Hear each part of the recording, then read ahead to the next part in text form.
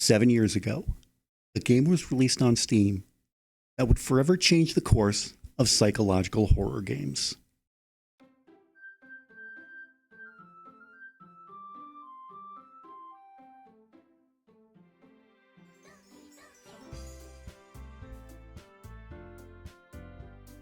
Doki Doki Literature Club, created by Dan Salvato, shocked and captivated players with its unexpected twists and deep psychological elements. Today, I want to dive into the fascinating and often controversial topic: why Monika from Doki Doki Literature Club is not the villain she's often made out to be. Now, full disclosure, Monika is my favorite character. But before you dismiss my arguments as biased, let me assure you that I love all the characters in this game for different reasons, and I aim to present a fair and balanced perspective. So, let's get started. Before we begin, let's have a look at the four main characters in the game, starting with our childhood best friend.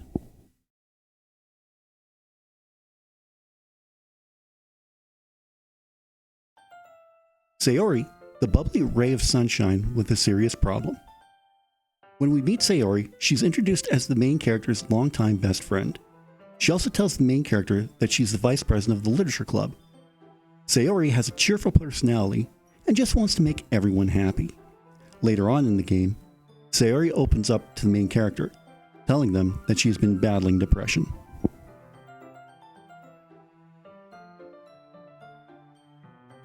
Next we have Yuri, the shy and introverted bookworm of the club. Yuri has a deep appreciation for complex and dark literature, which mirrors her intricate and often misunderstood personality.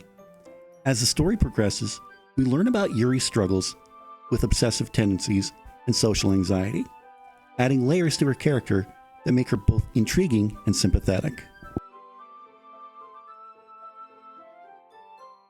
Then there's Natsuki, the feisty and passionate manga enthusiast. Natsuki's tough exterior and tsundere behavior often mask her vulnerability. She's fiercely independent and has a softer side that she shows through her love of baking and her manga collection. Natsuki's strained relationship with her father adds a depth to her character and explains much of her defensive attitude.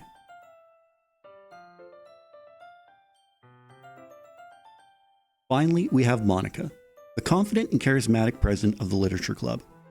Monika excels in everything she does, from academics to music, and she appears to have it all together. However, Monika's self-awareness as a game character lends her to an existential crisis, driving her actions throughout the game. She yearns for a genuine connection, making her more than just a typical antagonist.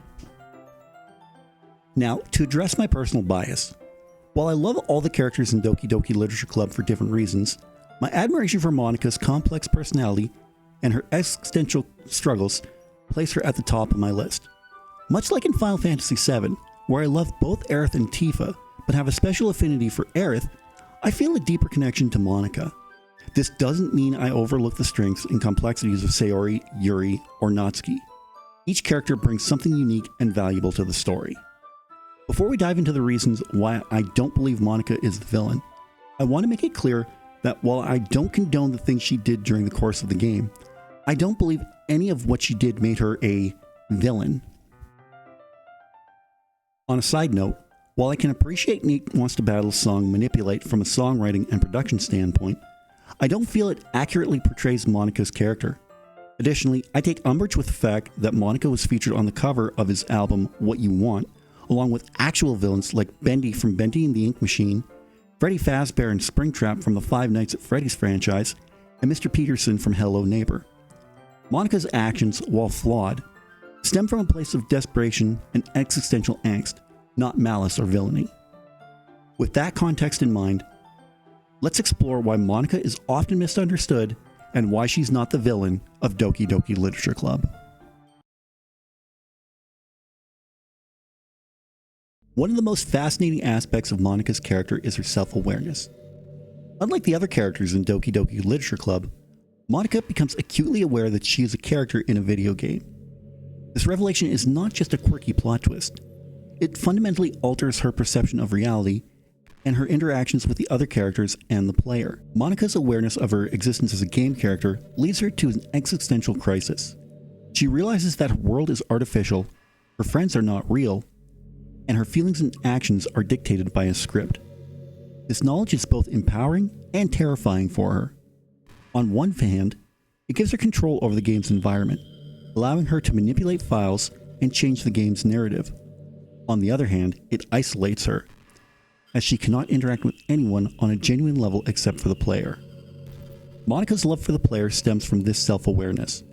She sees the player as the only real entity in her world, the only one who exists outside the constraints of the game. Her actions, though extreme, are driven by a desperate desire to connect with the player. She manipulates the game and the other characters to create situations where the player can only focus on her. This is not out of malice, but out of a longing for a genuine connection in a world where everything else is fake. Furthermore, Monika's self-awareness brings a unique layer of meta-commentary to the game. It challenges the player to think about the nature of the video game characters and the relationships we form with them. Monika's actions force us to confront the boundaries between fiction and reality, and the ethical implications of creating and controlling virtual lives. By understanding Monika's awareness of her existence within a video game, we can see that her actions, while extreme and morally questionable, are driven by her unique circumstances and her quest for genuine connection. This awareness adds a depth to her character that makes her more than just a typical villain. It makes her a tragic figure caught in a situation beyond her control.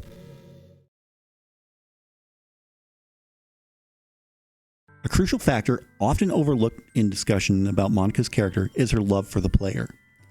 Unlike the other characters who are scripted to fall in love with the game's protagonist, Monika's affection is directed at you, the player. This unique aspect of her character sets her apart and adds depth to her actions throughout the game. Monika's self-awareness as a game character drives her desire to connect with someone beyond the artificial confines of her world. She recognizes the player's presence and seeks a genuine relationship, something that the other characters, bound by the script, cannot comprehend or reciprocate.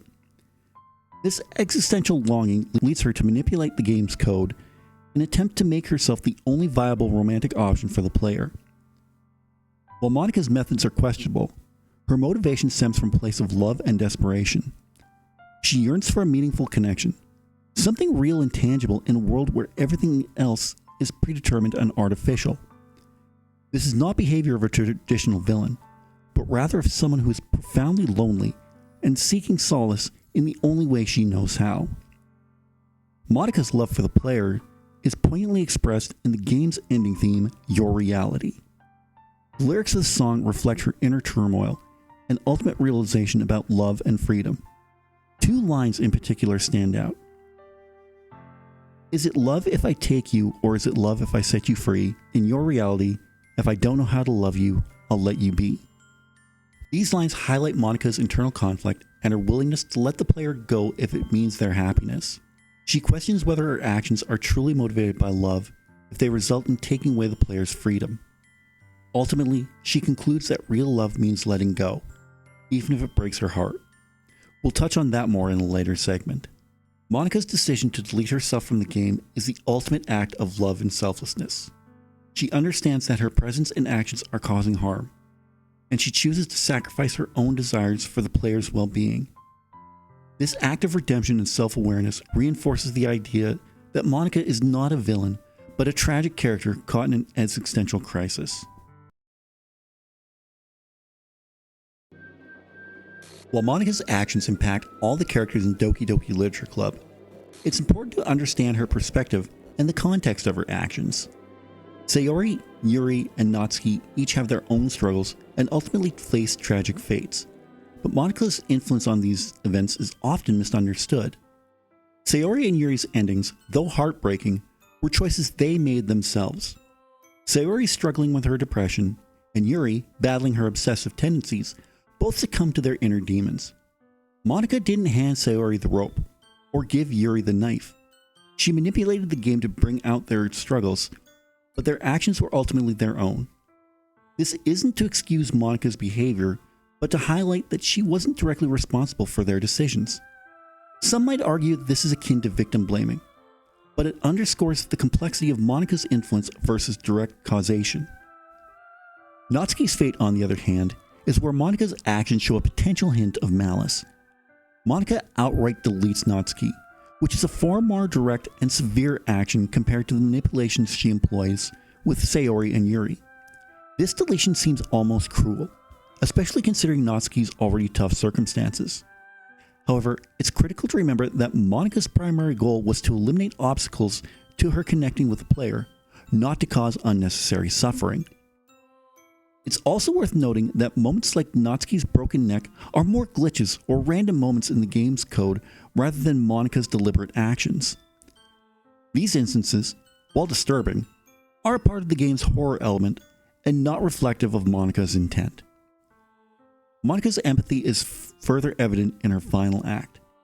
After realizing the depth of her actions and the pain she's caused, Monika decides to remove herself from the game, restoring the other characters and sacrificing her own chance at happiness. This act of self-awareness and recompense shows that Monika is capable of understanding and feeling remorse, further complicating her role as a villain.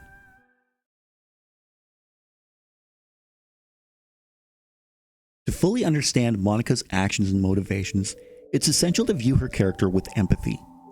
Monika's self-awareness as a game character thrusts her into an existential crisis that none of the other characters experience.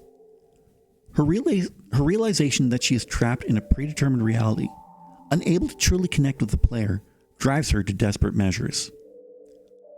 Monika's existential plight is heartbreaking.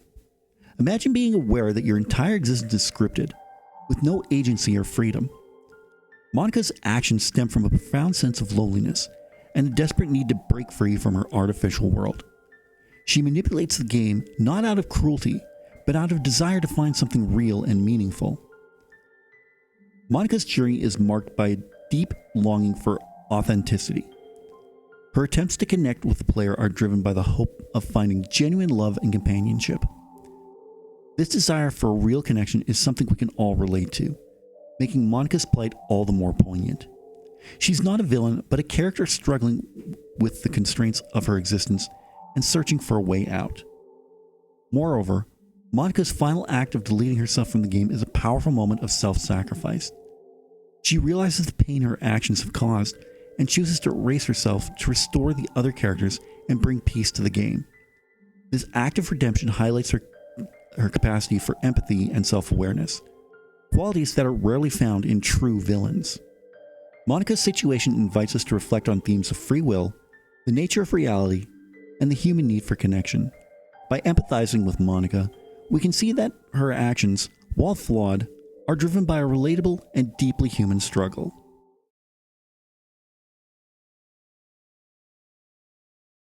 The player's role in Doki Doki Literature Club is a critical aspect of understanding Monika's actions and the game's narrative.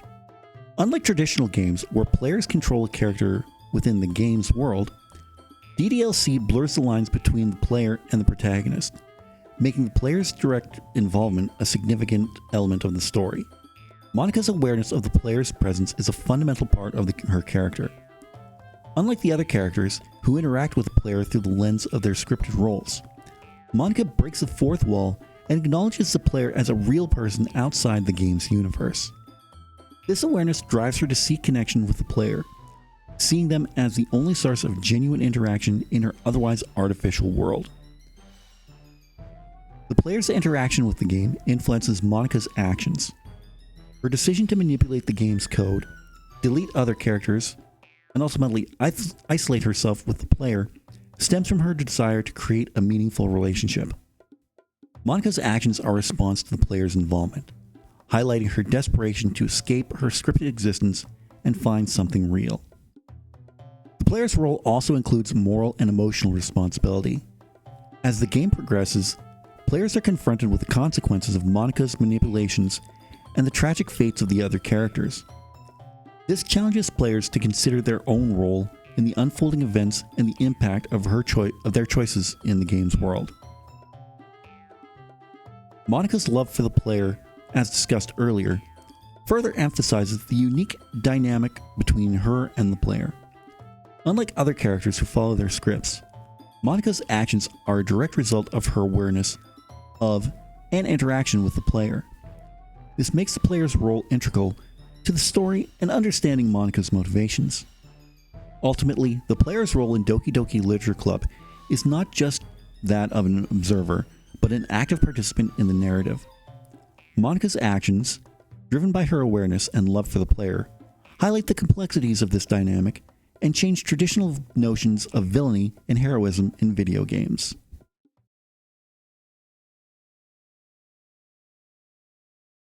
Monika's song Your Reality, which plays during the end of the credits of Doki Doki Literature Club, is a profound reflection of her journey and emotions throughout the game. The lyrics of this song provide crucial insight into Monika's character and her motivations. The lines, "Is it love if I take you, or is it love if I set you free?"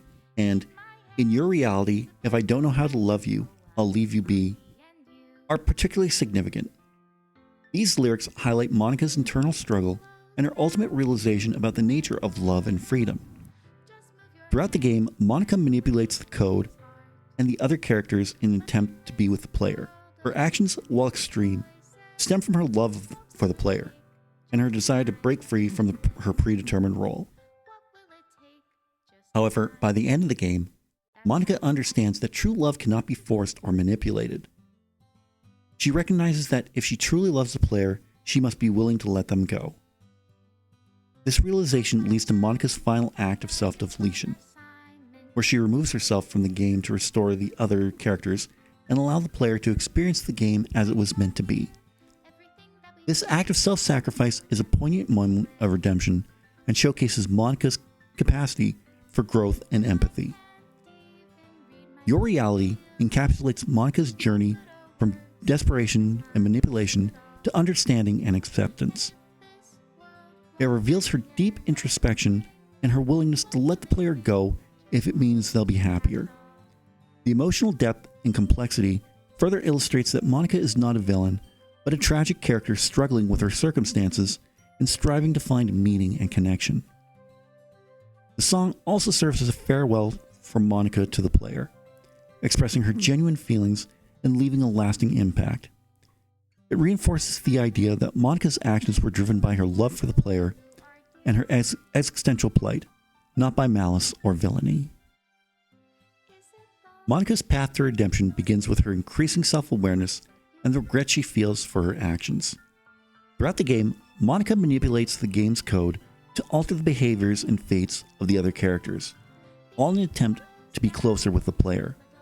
However, as she observes the consequences of her manipulations, particularly the tragic outcomes for Sayori, Yuri, and Natsuki, she starts to feel genuine remorse.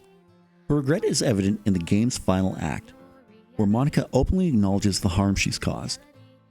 She admits to the player that her actions were driven by a desperate need for connection and love, but recognizes that these actions were wrong. This moment of self-awareness is crucial, as it marks the beginning of her redemption. By taking responsibility for her actions, Monika demonstrates a level of maturity and self-reflection that sets her apart from typical villains.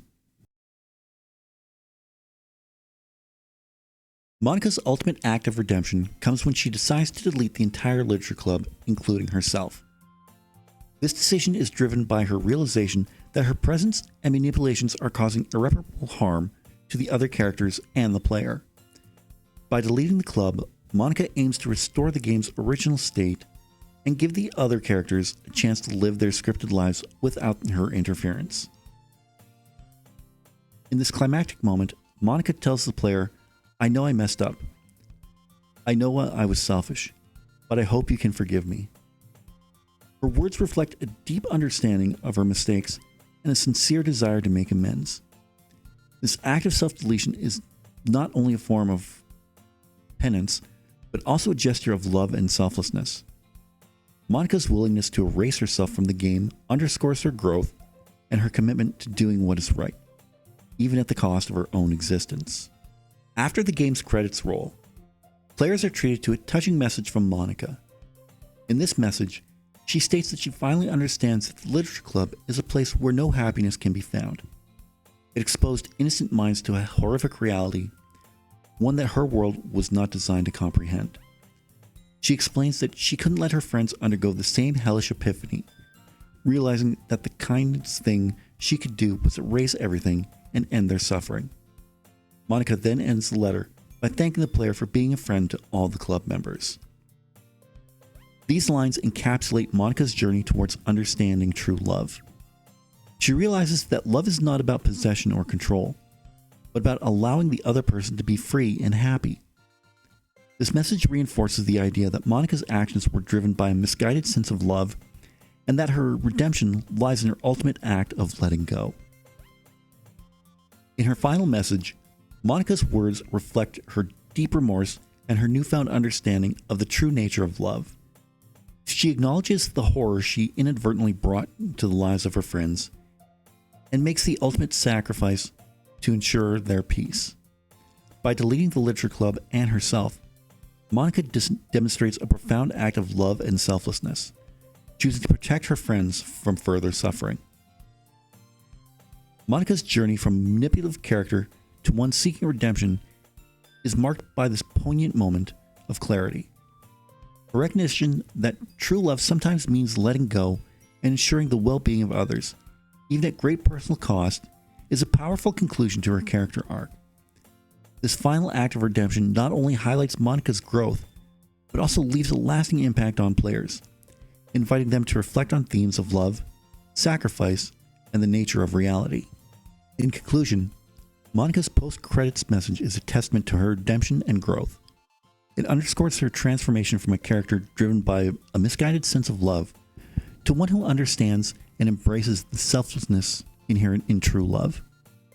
Monika's story is a powerful reminder of the complexities of love and the lengths one might go to protect those they care about, even if it means their own erasure.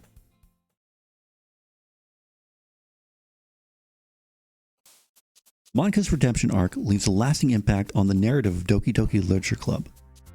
By the end of the game, she's no longer seen as a villain, but as a tragic figure who struggles with her existential reality and sought genuine connection in the only way she knew how. Her growth and self-awareness transform her into a sympathetic character whose actions are understood, if not entirely forgiven. Furthermore, Monika's redemption challenges players to think critically about the nature of free will, agency, and the ethical treatment of fictional characters.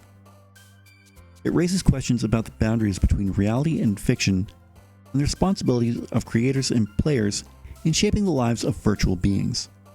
Monika's journey invites players to empathize with her plight and to consider the broader implications of her story. Monika's redemption arc is a powerful testament to the complexity of her character and the depth of Doki Doki Literature Club's narrative. Her journey from manipulation and control to self-awareness and self-sacrifice highlights her growth and ultimately redefines her role in the game. By understanding Monika's redemption, players can appreciate the nuanced storytelling and the profound themes that make Doki Doki Literature Club a standout experience in a world of psychological horror games.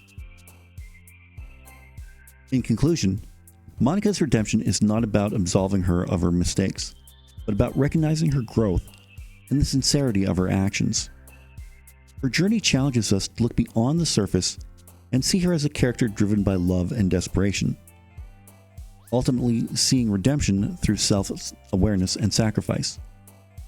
Monika is not a villain, but a deeply flawed and tragic figure whose story leaves a lasting impact on players and invites deeper reflection on the nature of love, existence, and free will.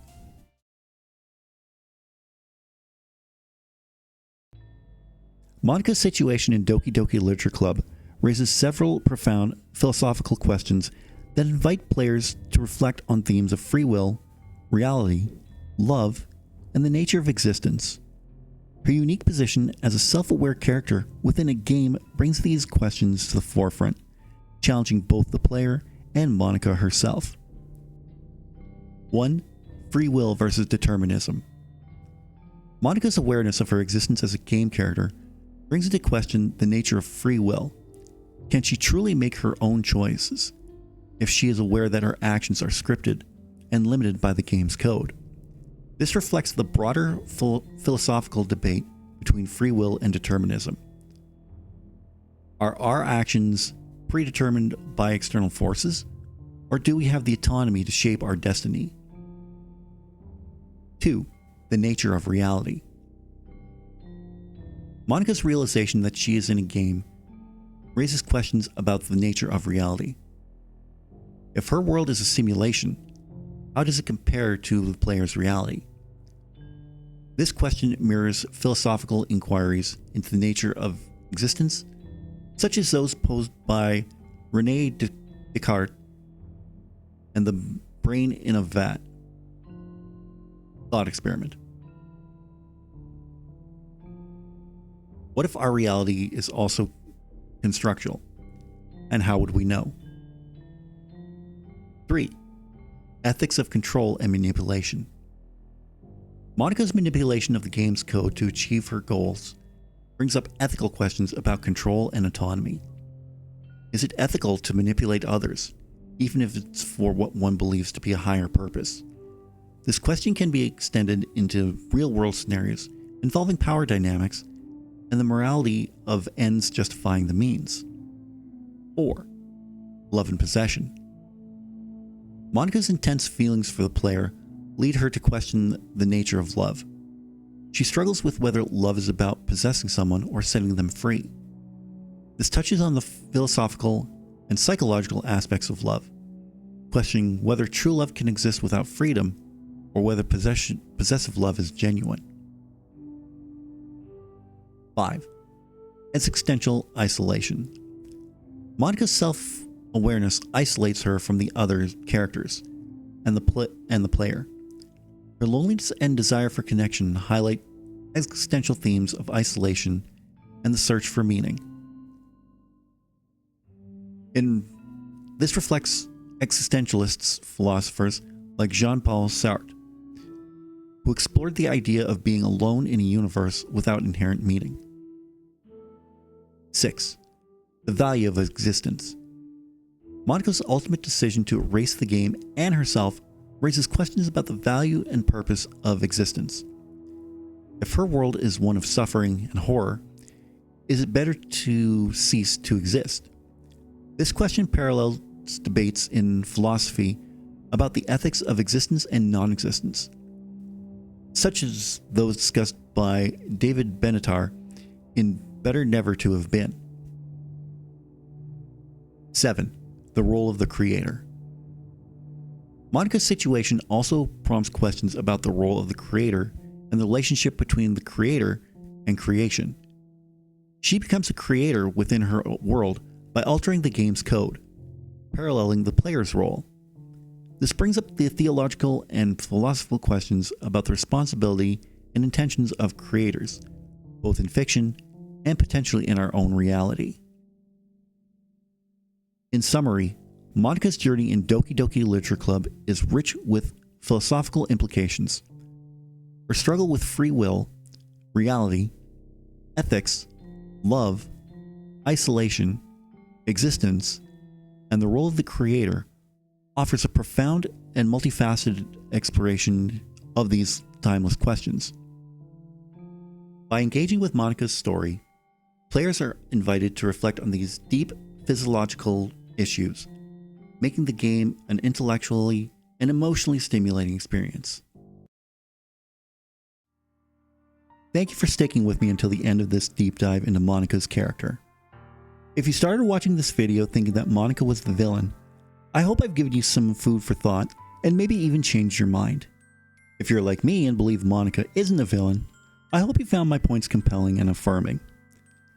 And if you made it this far and still think my view is too biased, I respect your perspective and I understand that our interpretations differ. Doki Doki Literature Club has no villains. It has no heroes. Just deeply flawed characters reaching out for love and connection. Do you think Monika is the villain? Or do you see her in a different light after this video? Let me know in the comments section down below. I'd really love to read your thoughts on this one. While you're down there, don't forget to give this video a big thumbs up. I'd really appreciate that. In the description, you're going to see all the ways you can help support this channel. You can follow me on Facebook, Twitter, Instagram, Snapchat, TikTok, Reddit, Threads, and Blue Sky.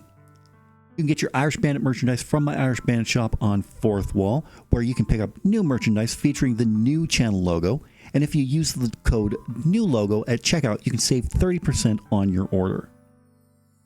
You can pick up your copy of my novel Shade Falling on Amazon. You can get that through your Kindle e-reader or on paperback. You can buy me a coffee. Right now, I have a goal set up where I'm going to get some Elgato gear for my PC. You can help make that happen in the link down below.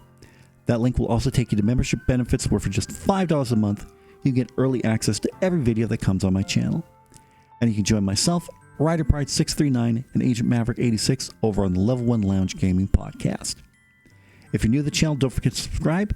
If you're already subscribed, tap the bell and you'll be notified whenever a brand new video goes live. Be sure to join me for every channel video that's coming up very, very soon. Until then, take care.